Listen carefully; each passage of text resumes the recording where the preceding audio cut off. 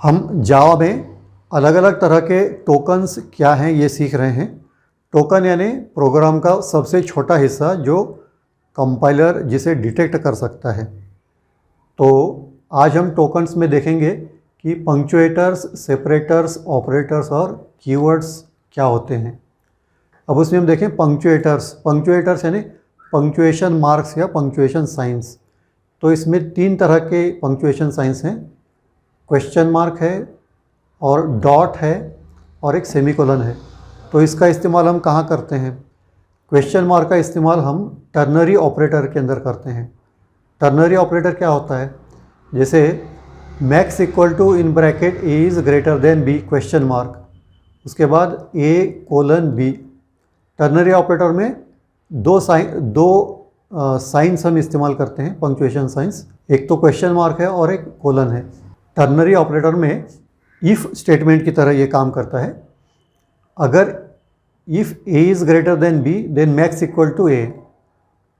If A is not greater than B, if this statement is false then max equal to B।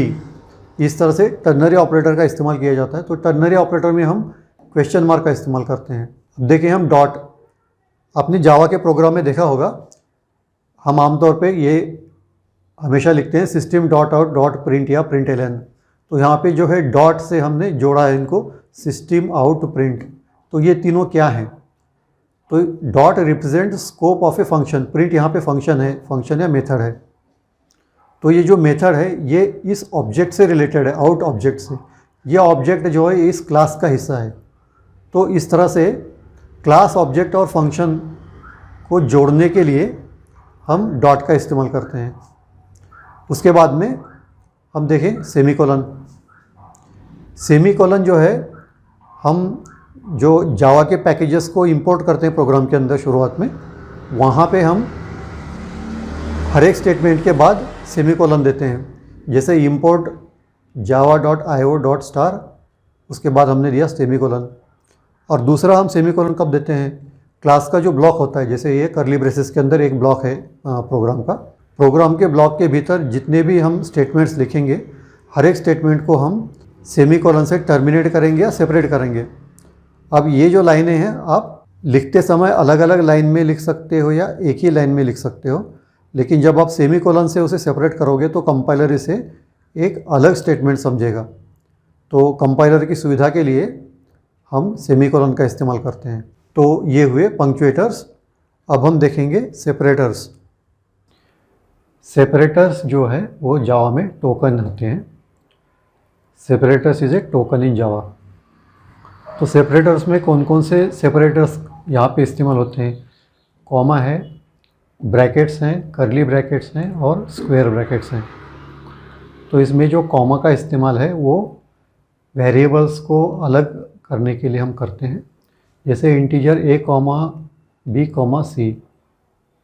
तो जब हम variables लिखते हैं तो एक वेरिएबल से दूसरा वेरिएबल सेपरेट करने के लिए हम कॉमा लिखते हैं। तो ये जो कॉमा है ये कंपाइलर को पहचानने के लिए लिखा जाता है, क्योंकि कॉमा भी एक सेपरेटर है जो एक टोकन है। कॉमा एक टोकन है। तो कंपाइलर जैसे ही कॉमा को पहचानता है तो ये समझता है कि इसके पहले वाली जो टोकन है वो अलग था और इसके बाद का टोकन जो है वो अलग होगा। इस तरह से हम वेरिएबल्स को यहाँ पर अलग कर सकते हैं। इसके बाद में ब्रैकेट्स का इस्तेमाल हम देखें। 3 तरह के ब्रैकेट्स यहाँ पे हम यूज़ करते हैं। तो जावा का जो पहला प्रोग्राम होता है उसमें आपको तीनों तरह के ब्रैकेट्स दिखाई देंगे। पब्लिक स्टैटिक वॉइड मेन, यहाँ पे जो नॉर्मल ब्रैकेट है राउंड वाला, उसके अंदर हमने स्ट्रिंग और स्क्वायर ब्रैकेट लिखा है। तो स्ट्रिंग एरे हमने यहाँ पे डिफ़ाइन किया है और ARGS जो है वो वेरिएबल का नाम है। यहाँ आप कुछ भी लिख सकते हो, string array A, string array B या स्ट्रिंग एरे C ये भी लिख सकते हो। ARGS का कोई मतलब नहीं है, यह एक सिर्फ गिवन नेम है। ये एक वेरिएबल है, ARGS वेरिएबल है और ये हम एरे डिफ़ाइन कर रहे हैं, स्ट्रिंग एरे डिफ़ाइन कर रहे हैं, स्ट्रिंग डेटा टाइप है। और उसके बाद में जो ब्लॉक ऑफ कोड होगा नीचे, उस ब्लॉक की शुरुआत और एंड जो है ये कर्ली ब्रेसेस से होगी। इस तरह से तीनों तरह के जो ब्रैकेट्स हैं अलग अलग काम के लिए आते हैं। तो ये जो नॉर्मल ब्रैकेट्स हैं हम मेथड का आर्ग्यूमेंट के लिए लिखते हैं। यहाँ पर मेन मेथड है और ये ब्रैकेट्स के अंदर जो भी है इसको हम कहते हैं इसका आर्ग्यूमेंट, इस मेथड का आर्ग्यूमेंट है।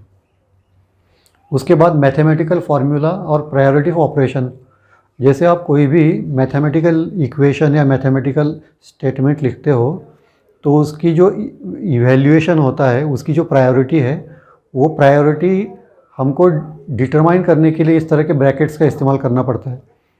तो जैसे फर्स्ट प्रायोरिटी किसे मिलती है, जो ब्रैकेट्स के अंदर है वो पहले उसका इवैल्यूएशन होता है, उसका कैलकुलेशन होता है उसका।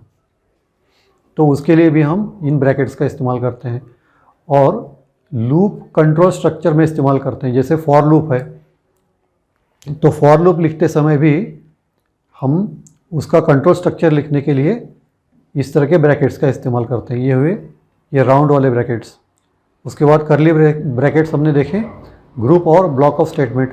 जैसे आप कोई भी क्लास लिख रहे हो तो क्लास का नाम जब आप लिखते हो उसके बाद में उसकी शुरुआत होती है कोड की इस तरह के कर्ली ब्रैकेट से, और जब क्लास ख़त्म होता है तो वहाँ पर भी आप एक क्लोजिंग कर्ली ब्रैकेट देते हो।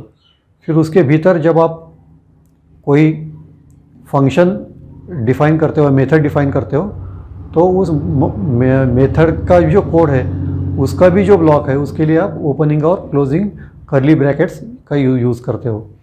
तो ये नेस्टेड हो सकते हैं। जैसे क्लास का ओपनिंग कर्ली ब्रैकेट और क्लोजिंग कर्ली ब्रैकेट होगा, उसके भीतर फंक्शन है, फंक्शन का भी ओपनिंग और कर्ली ब्रैकेट होगा। तो ये नेस्टेड हो सकते हैं एक दूसरे के अंदर। अब देखें हम स्क्वायर ब्रैकेट्स।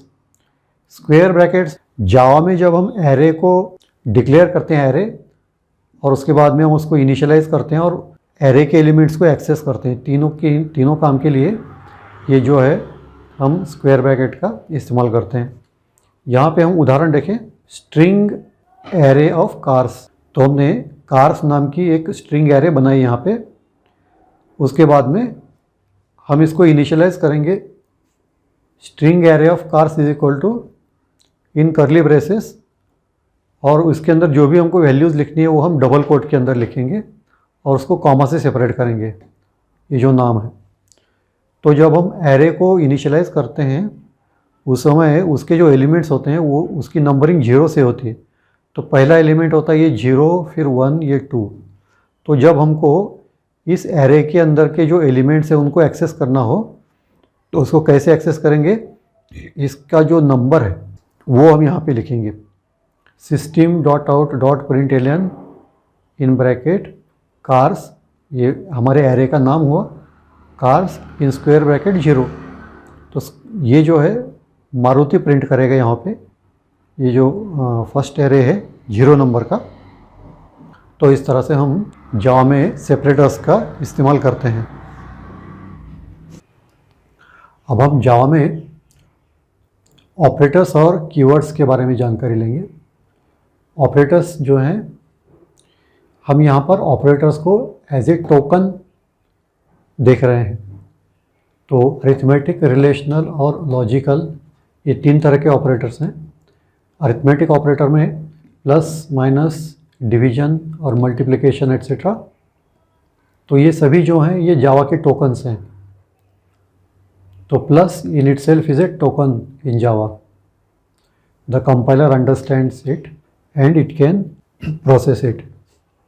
उसी तरह से रिलेशनल ऑपरेटर, लेस देन और equal to, greater than equal to, equals और नॉट इक्वल।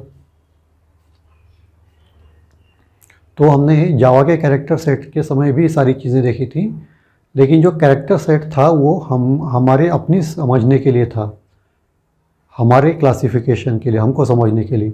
लेकिन इस समय जो है ये कंपाइलर के लिए है। ये जो क्लासिफिकेशन है ये कंपाइलर को जाता है।